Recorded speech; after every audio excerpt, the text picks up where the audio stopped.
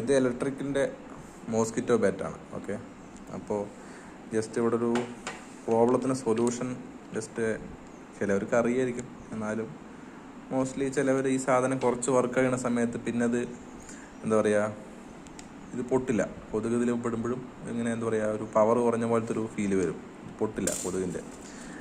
അപ്പോൾ അതിൻ്റെ പ്രശ്നം എന്തെന്ന് പറഞ്ഞു കഴിഞ്ഞാൽ ജസ്റ്റ് ബാറ്ററി ഒന്നും കുഴപ്പമില്ല, ബാറ്ററി എല്ലാം ഓക്കെ തന്നെ ആയിരിക്കും.